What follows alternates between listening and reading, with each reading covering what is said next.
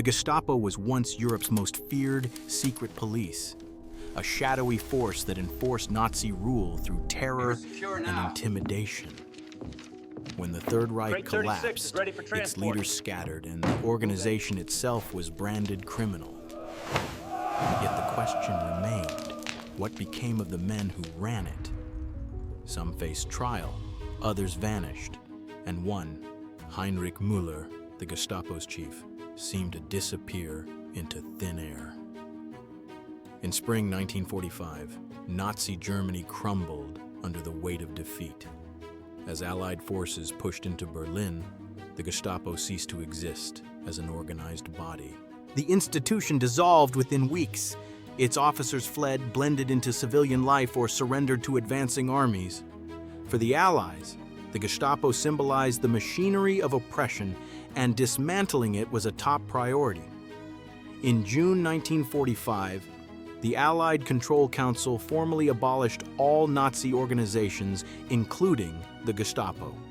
Their offices were closed, records seized, and former officials detained. Thousands of Gestapo files recovered from Berlin became evidence for war crimes trials. These documents revealed the depth of the Gestapo's involvement in political persecution, forced labor, and deportations to concentration camps. At the Nuremberg trials, which opened in November 1945, the Gestapo was placed on trial as an institution. Alongside the SS and the SD, it was declared a criminal organization. The prosecution argued that anyone who had been part of the Gestapo shared responsibility for crimes committed under its authority. The most senior Gestapo leader in Allied custody, Ernst Kaltenbrunner, stood as the chief representative. As head of the Reich Main Security Office, he was held accountable for actions carried out by Gestapo agents across Europe. Kaltenbrunner's trial revealed the breadth of Gestapo operations, from interrogations and executions to the deportation of Jews and resistance members. The evidence included both documents and testimony from survivors. In October 1946, he was sentenced to death and executed, the highest-ranking Gestapo figure to face justice. His conviction cemented the Gestapo's reputation as a criminal body, but it raised difficult questions. Was every clerk equally guilty, or only those who gave the orders? In practice, denazification efforts varied drastically. Some low-ranking employees faced internment, while others slipped back into society with little notice. Many former officials claimed they were merely following orders. The Allies lacked capacity to prosecute everyone, so decisions were often pragmatic.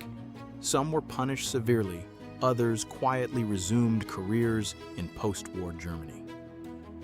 By the end of 1946, the Gestapo was no longer functioning, but a disbanded organization remembered for sustaining Nazi power.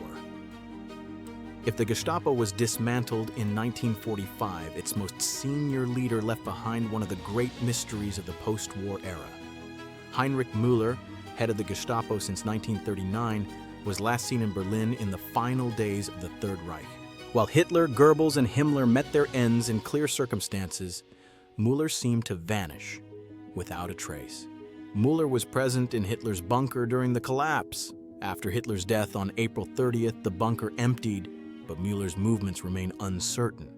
Some said he left to fight on in Berlin. Others claimed they saw his body among the dead. None confirmed. For Allied investigators, Müller became a prime target. He had overseen operations against resistance groups and coordinated deportations. Despite massive intelligence efforts, no verified trace was found. Rumors suggested escape to South America or recruitment by foreign intelligence, but none were substantiated. Both the CIA and Soviet intelligence pursued leads during the Cold War, but neither produced conclusive evidence. In 2013, historian Johannes Tuchel announced that documents indicated Müller's body was discovered in May 1945 and reburied in a mass grave at a Jewish cemetery in Berlin.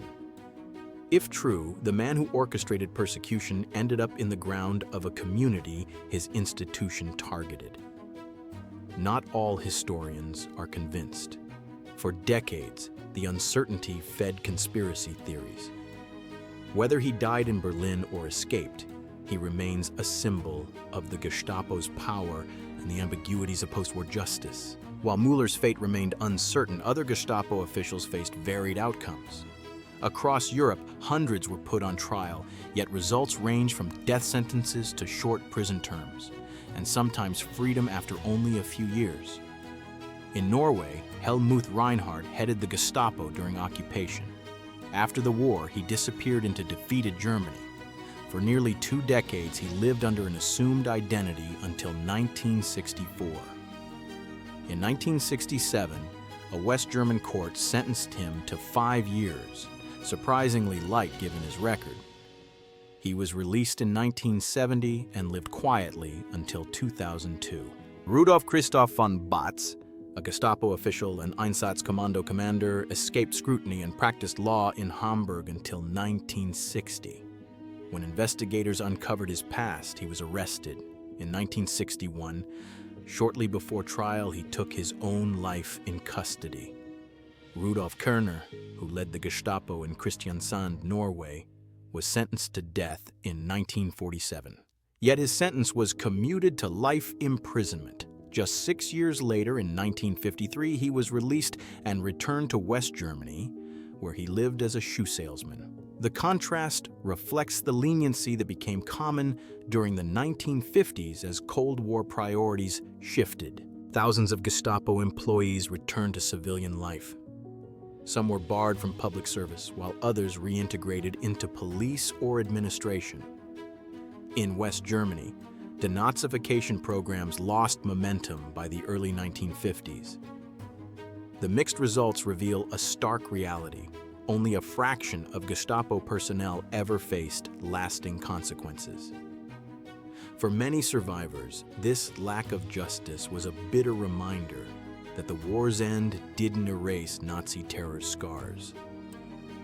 While the Gestapo vanished as an institution, the methods it pioneered, surveillance, intimidation, political policing, did not disappear. They shaped debates about preventing state power from sliding into tyranny. In West Germany, many former officials blended into post-war society. Practical concerns, rebuilding infrastructure, stabilizing the economy, resisting Soviet influence took precedence. Some ex-Gestapo employees re-entered police work or civil service. In East Germany, the story differed. The socialist state emphasized anti-fascist identity, using the Gestapo as a symbol of oppression. The Ministry for State Security, the Stasi, became the regime's secret police.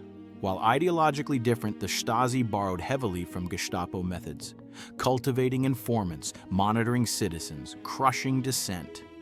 For many, this reinforced that authoritarian surveillance had simply changed uniforms. Internationally, the Gestapo became synonymous with repression. War crimes trials set precedents for prosecuting crimes against humanity and holding organizations responsible.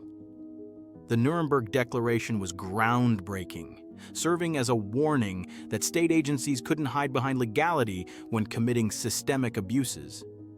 Over time, scholarship reshaped understanding of the Gestapo. Early portrayals emphasized its omnipresent reach. Recent research suggests a more complex picture. The Gestapo was feared, but much of its work relied on denunciations from ordinary citizens. Some scholars question whether its effectiveness lay in organization or in neighbors willing to turn on one another. Today, memorials across Germany highlight the Gestapo's role in Nazi control. The former headquarters in Berlin now houses the Topography of Terror Museum, documenting the institution and its crimes. Education programs preserve the memory of repression as a warning against authoritarianism. Though the Gestapo ended in 1945, it remains one of the starkest reminders of how a modern state can twist law enforcement into an instrument of fear. So what happened to the Gestapo after World War II? The organization was disbanded and declared criminal. Its highest-ranking members faced trial and execution. But thousands of lower-ranking officials escaped justice, blending back into society or receiving lenient sentences. The chief, Heinrich Müller disappeared and was never conclusively found, a mystery that persists today. And while the institution vanished, its methods lived on, influencing both democratic safeguards and, ironically, the surveillance states that emerged during the Cold War.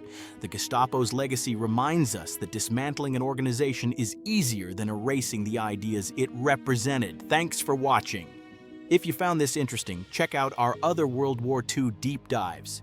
Don't forget to like, subscribe, and hit the bell. We'll see you in the next one.